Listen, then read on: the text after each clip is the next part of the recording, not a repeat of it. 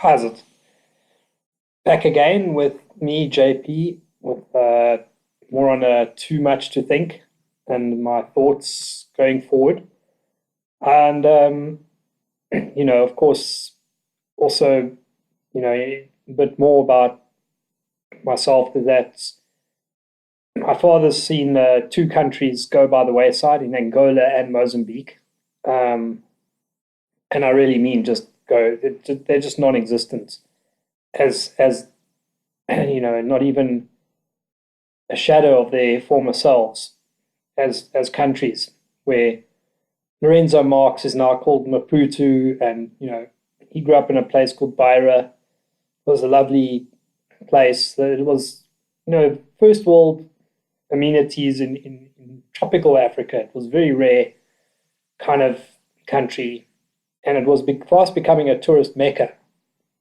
And it would have been far surpassed somewhere like overpriced European places and so on and so on, because of the Portuguese cuisine and a little bit of the ambiance that was in the area at the time. And by now, it would have been absolutely phenomenal.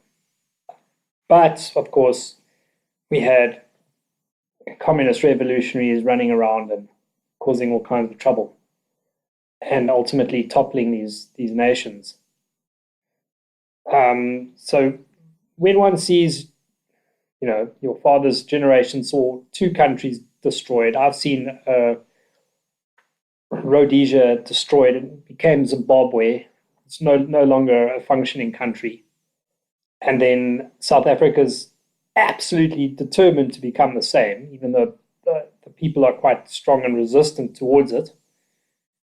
But, it's in your DNA to kind of, want to fight back. I'm a bit surprised that it's not in more people's DNA, because they see these things and perhaps they'll get there. That's what I'm hoping. But I would like to discuss topic political assassinations and untimely deaths. How it's quite ironic or funny that we have these deaths whenever these people start discussing certain issues. You can take from Kennedy to Lincoln, who mentioned the banking system and got assassinated very quickly. And Kennedy had mentioned more than the banking system. I think he was alluding to the entire deep state that was existing. You can see his speech, that particular speech, kind of alluding to this deep state that he was resisting. And what's also, has got to be more than just a little theory of coincidences, is how, of course, Kennedy, all the trails were, all the loose ends were tied up. Lee Harvey Oswald, shot dead. Jack Ruby, who shot him, shot dead. And even, Jimmy Hoffa, who was quite involved in this mob at the time and hated Kennedy. He refused to put his flags at half mast. He made them raise again when Kennedy was assassinated. It's quite a vindictive kind of move. He's making quite a big statement when the entire country absolutely loved the man. Also, funny enough, popped up dead.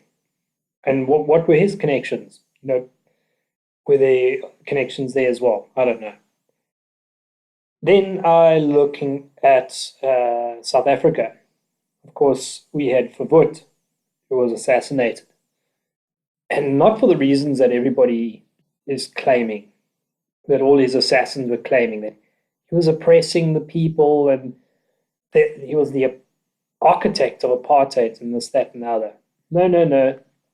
This again had the same fingerprints on it that all of the other assassinations and political spheres had, that he was going to have South Africa as a debt-free nation. And we would have been the envy of the world, and the entire world would have wanted to have what we had because we weren't controlled by the central banking systems, you know? And And this is what it is. It's as simple as that. Was the primary objective. These other things were used against the people of South Africa, the racism claims and so on, to propel this movement. Um, you know, what, who was behind the movement? It's all these people like Joe Slovos, and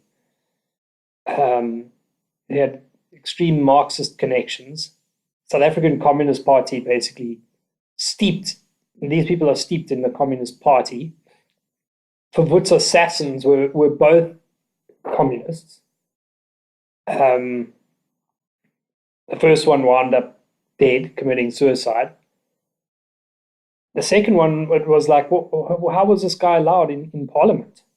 You know, his name was Dimitri Tsafendis. The first guy was a guy named David Pratt.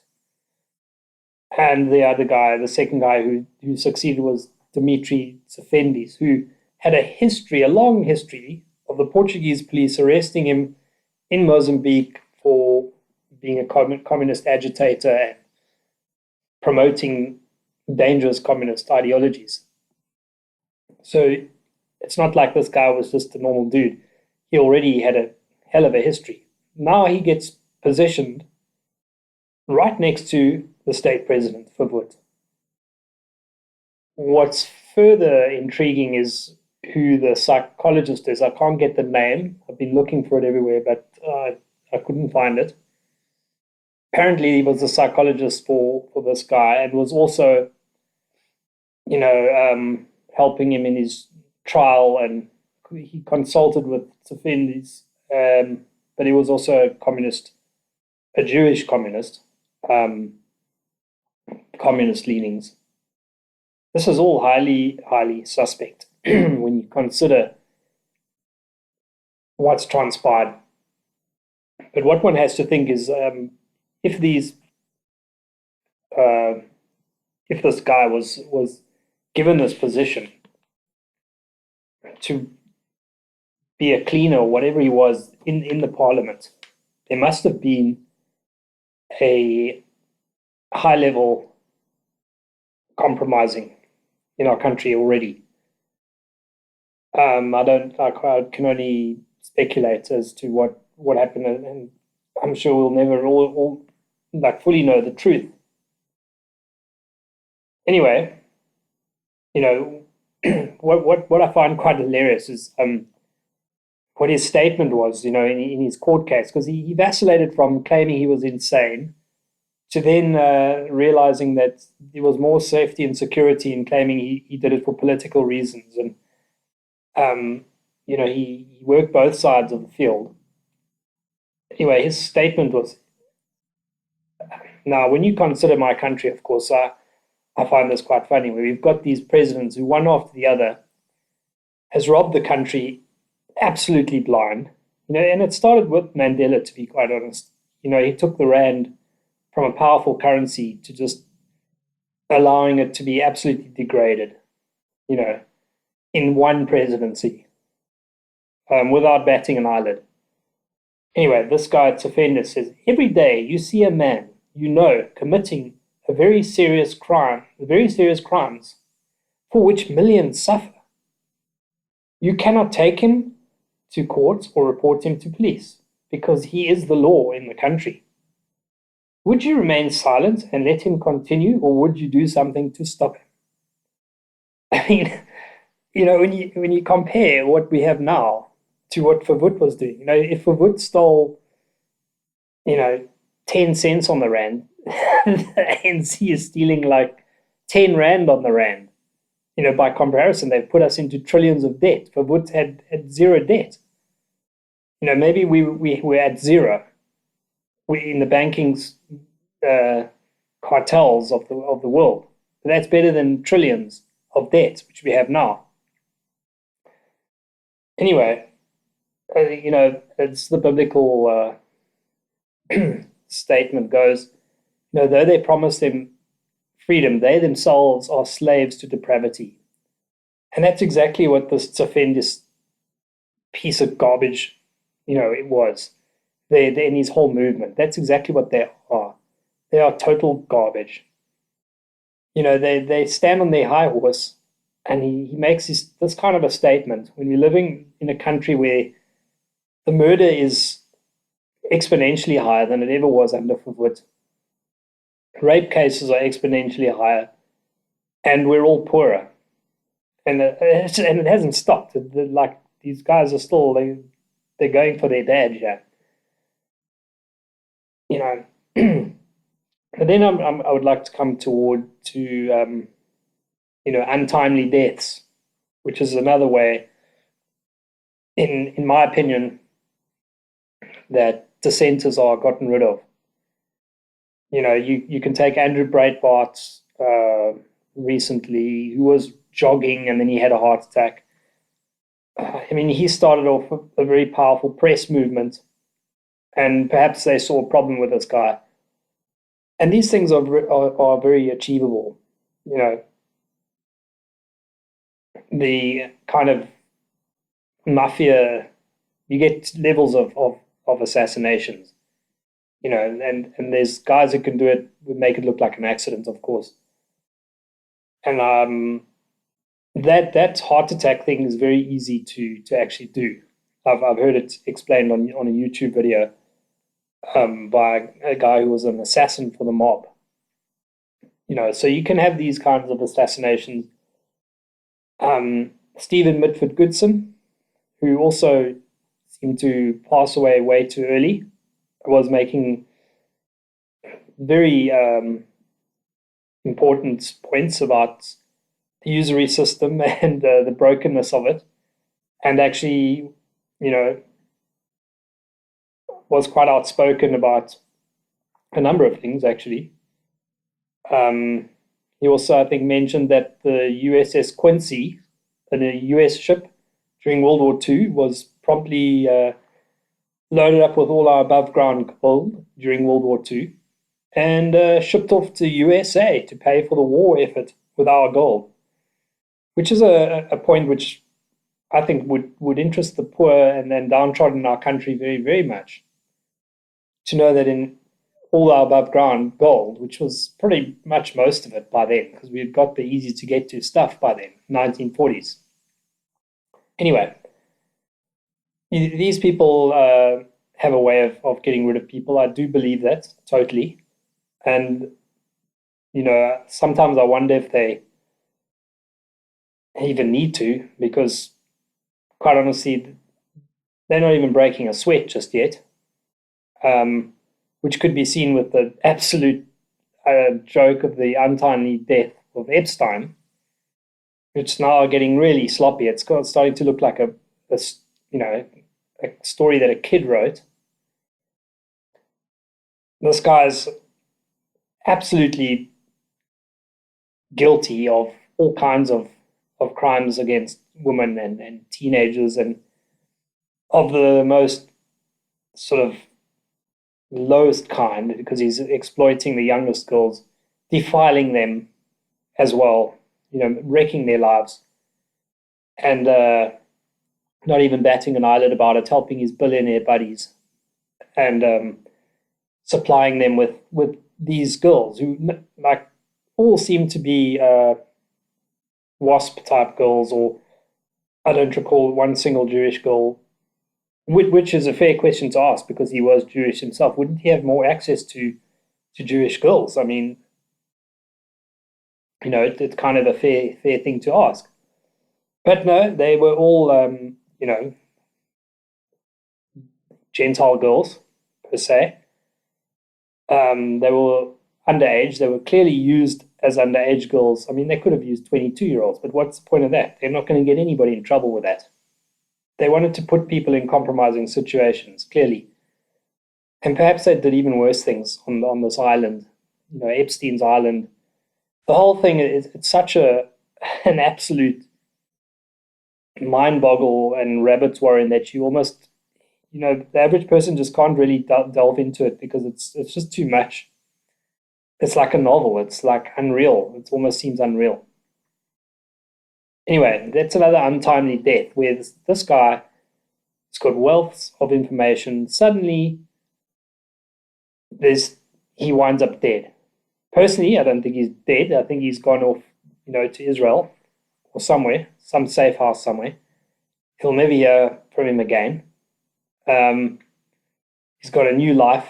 The people who've got billions and more, well, that's nothing. Why? That wouldn't be an issue. He was holed up in a small little jail in New York. Funny how 3 hours of video footage is missing. More than enough time to cover a complete escape and put in a fake body, if there was even a body. Find a cadaver somewhere that kind of looks like him and whatever it is. I mean, we don't know. What does the average person know? They know nothing. We get our news fed to us, and perhaps now we're in a much better situation because we've got the internet. My grandfather's generation were the only flow of information they had was the press, the newspaper, and the television, and that was that. And he used to read the newspaper from corner to corner and absorb all the information because it was very important to a man of stature in those days to be well informed and to understand. But when you have your flow of information controlled like that, I mean, you can sell anything, you can sell any lies, and this is how the architects of our demise operate, and that's how they operated in the Soviet Union, and that's how they're operating in the West. Alexander Solzhenitsyn, funny enough, made that comment was he said he saw that there was the same people controlling the press in the West that were controlling the Soviet Union's press, the very same people, the same group of people. Um, you know, we notice all these things, but is it enough? I often ask that question because, well, what is the answers? What are the alternatives? Um, and always rack my brain as to what can be done. There's got to be something that can be done. There's always something that can be done. But then I come back or I draw a blank or find various problems with various solutions that can pop up in the mind. Anyway, those are just my latest thoughts on some of the political assassinations and untimely deaths, which is something to watch out for. Another one is this arrest of Julian Assange, who has been absolutely silenced. They haven't given him 1 minute of television time, um, honest television time at all, where he can like speak and make his case. We just know that he just got arrested and that's that. And what he did was he was a whistleblower. He exposed evil, and he's been arrested for that. And that's something that people need to be very concerned about. I think he played a huge part in making sure Hillary Clinton didn't get elected because of the revelations that came out around that time, where now we all know that ISIS is bought and paid for by Hillary Clinton. The most vile, vicious murderers of Christians on the planet currently. Which brings me back to a point about persecutions and holocausts and things like that. We still have on television um, news, the mainstream news, endless, stories of Holocaust survivors, etc., etc. While currently, right now, there's Christians that get murdered, beheaded, women raped, and this is a Holocaust that's going on right now. Farmers in South Africa, Christian white farmers, murdered ruthlessly, and tortured for hours beforehand.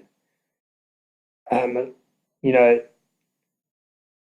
even in the suburbs, you're constantly under siege, non-stop under siege, and it just keeps boggling the mind that now we must hear about the Holocaust of 60 years ago and hear from another Holocaust survivor. And there seem to be at least 6 million Holocaust survivors. So there's an imbalance which we notice, which we're not allowed to notice, of course. But I don't know, I notice it, and I don't care if I'm not allowed to notice it. I'm going to notice it, and I'm going to speak out, because if you don't speak out, you're you've lost it. You've absolutely lost. That's the bare minimum, by the way, to actually talk, to use a freedom of speech and express and discuss and get the truth out. So anyway, that's all for now, and I'll catch you again sometime soon.